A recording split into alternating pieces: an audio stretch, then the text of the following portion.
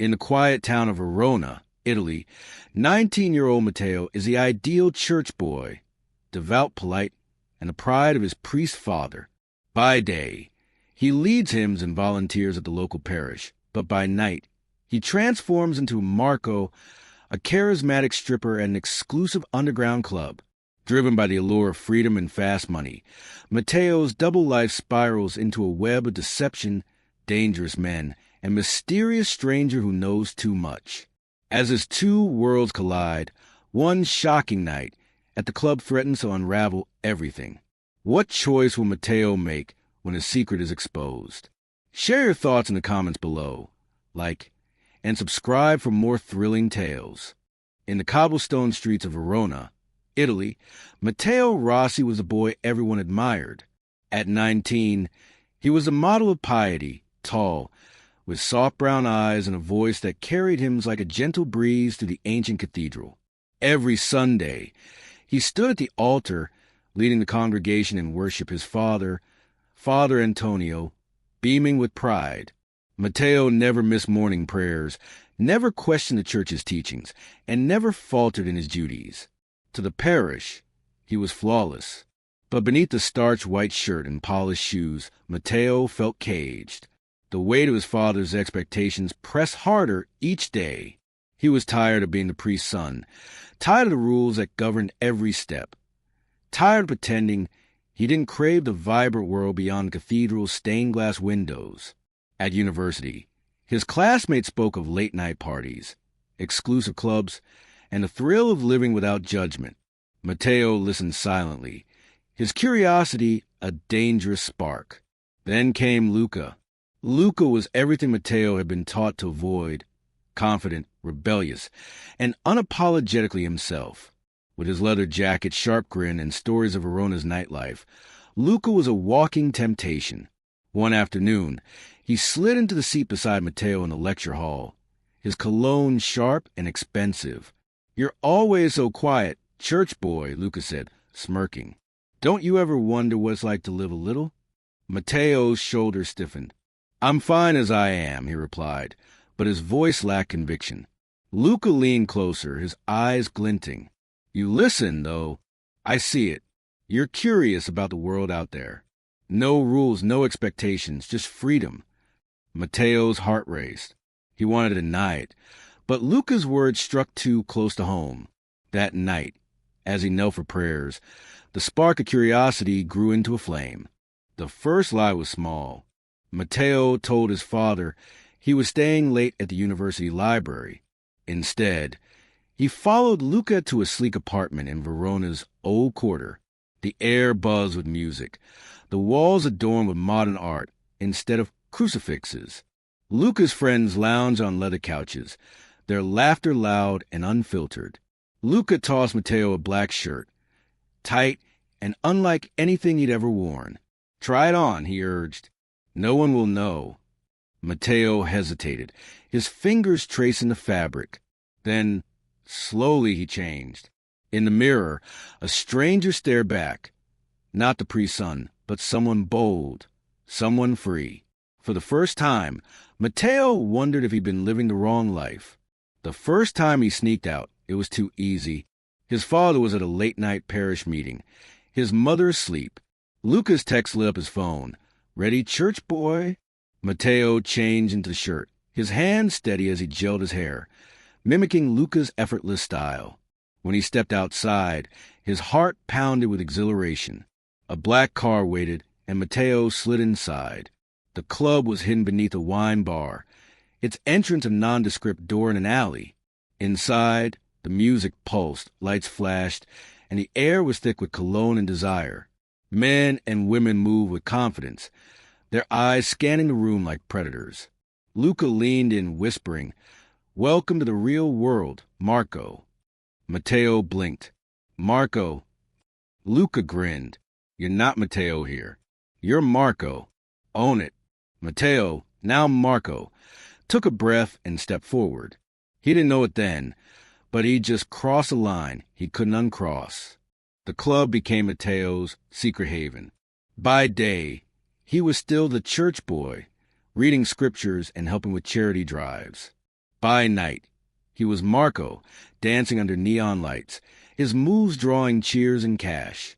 The money was intoxicating. Hundreds of euros in a single night, more than he'd ever earned. He hid it in a shoebox under his bed, telling himself it was for university, for a future free from his father's shadow. Luca introduced him to Giovanni, a club owner with a sharp suit and sharper eyes. "You've got talent, Marco," Giovanni said, his voice smooth as velvet.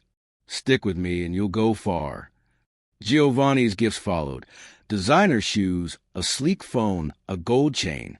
Matteo felt powerful, wanted, but gifts always came with a price. One night, Giovanni pulled him aside.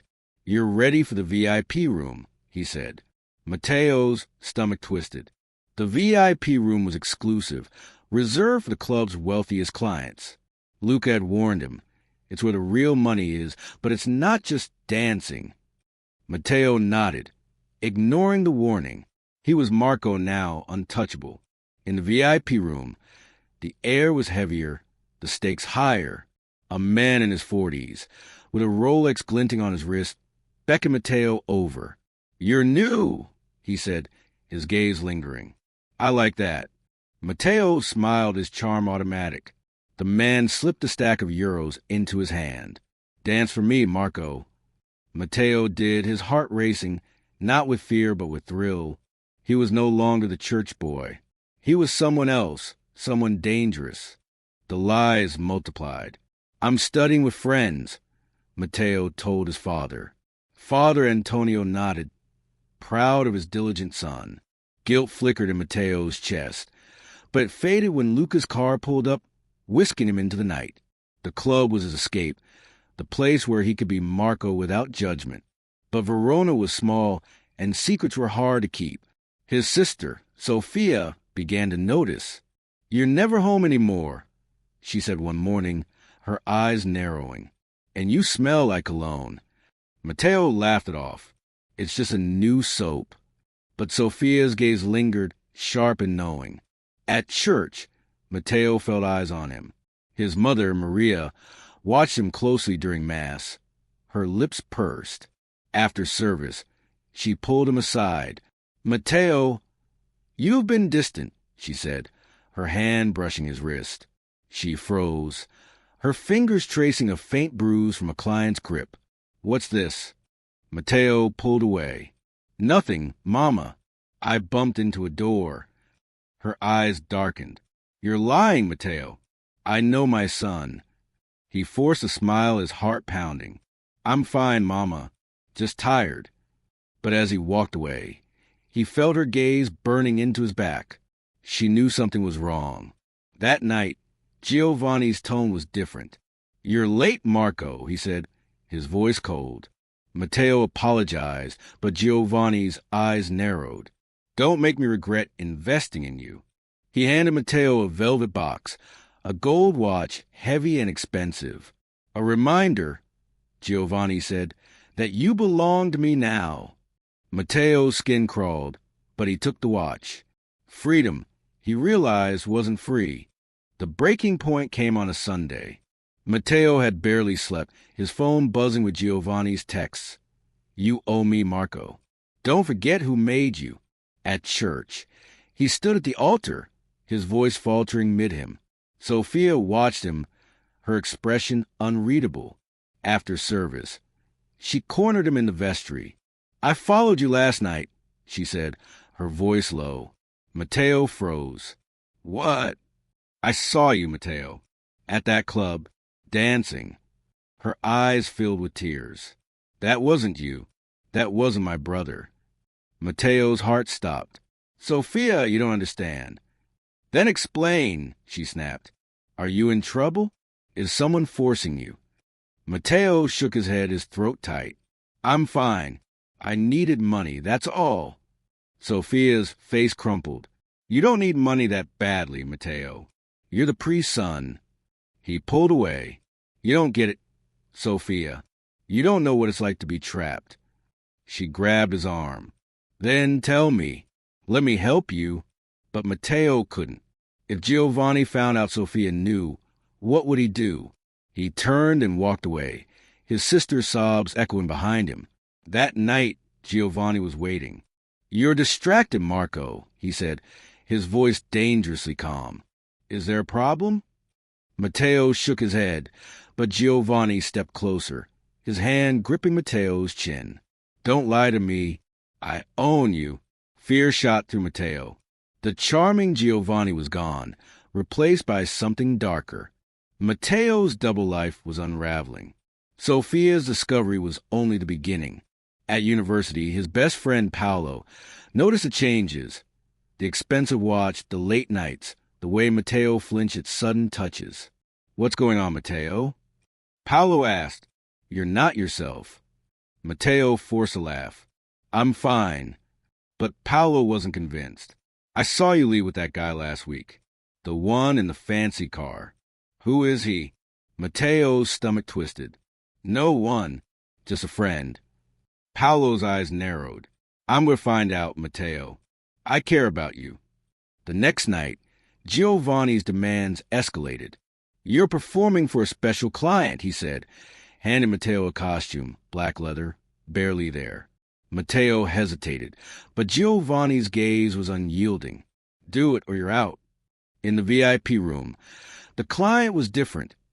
Older, with cold eyes and a predatory smile. As Matteo danced, the man's hands roamed too far. Matteo pulled back, but the man laughed. "Giovanni said you're mine tonight." Panic surged. Matteo fled the room, Giovanni's shouts echoing behind him. He ran into the night, his heart pounding. He wasn't Marco anymore. He was Matteo, and he was in too deep. Matteo didn't go home. He couldn't face his family, not with Sophia's words ringing in his ears. Instead, he wandered Verona's streets, the gold watch heavy on his wrist. His phone buzzed. "Giovanni, you can't run, Marco. I'll find you." At dawn, Matteo stood outside the cathedral, staring at the cross atop its spire. He thought of his father's sermons, his mother's love, Sophia's tears. He'd traded his soul for a taste of freedom, but at what cost? Sophia found him there. "Matteo," she whispered, her voice breaking. "Come home. We'll fix this." He shook his head. "I can't. I've gone too far." "You're my brother," she said fiercely. "You're not alone." For the first time in months, Matteo cried. He told her everything: the club, Giovanni, the gifts, the danger. Sophia listened, her hand tight in his. "We'll tell Papa," she said. "He'll know what to do." But as they walked home, a black car pulled up. Giovanni stepped out, his smile cold. "Going somewhere, Marco?" Matteo's story is far from over. The choices he made, the secrets he kept, will they destroy him, or can he find redemption? Can Matteo escape Giovanni's grip? Or will his double life cost him everything? Share your predictions below. And stay tuned for part 2, where the storm breaks and not everyone will survive unscathed.